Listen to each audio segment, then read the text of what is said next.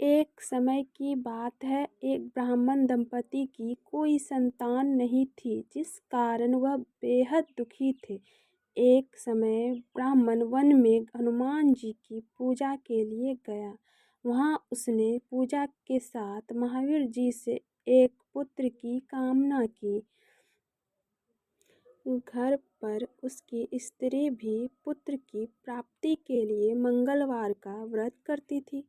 वह मंगलवार के दिन व्रत के अंत में हनुमान जी को भोग लगाकर ही भोजन करती थी।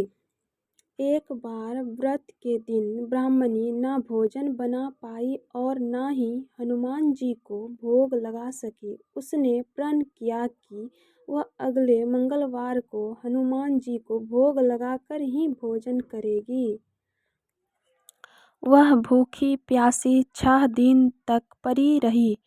मंगलवार के दिन वह बेहोश हो गई। हनुमान जी उसकी निष्ठा और लगन को देखकर प्रसन्न हुए।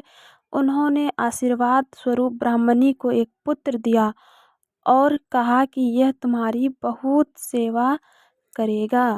बालक को पाकर ब्राह्मणी अति प्रसन्न हुई। उसने बालक का नाम मंगल रखा। कुछ समय उपरांत जब ब्राह्मण घर आया तो बालक को देख पूछा, यह कौन है? पत्नी बोली कि मंगलवार व्रत से प्रसन्न होकर हनुमान जी ने उसे यह बालक दिया है। ब्राह्मण को अपनी पत्नी की बात पर विश्वास नहीं हुआ। एक दिन मौका देख ब्राह्मण ने बालक को कुएं में गिरा दिया। घर पर लौटने पर ब्राह्मणी ने पूछा कि मंगल कहाँ है? तभी पीछे से मंगल मुस्कुराकर आ गया। उसे वापस देखकर ब्राह्मण आश्चर्यचकित रह गया। रात को हनुमान जी ने उसे सपने में दर्शन दिए और बताया कि यह पुत्र उसे उन्होंने ही दिया है। ब्राह्मण सत्य जानकर बहुत खुश हुआ। इसके बाद ब्राह्मण दंपति प्रत्येक मंगलवार को व्रत रखने लगे।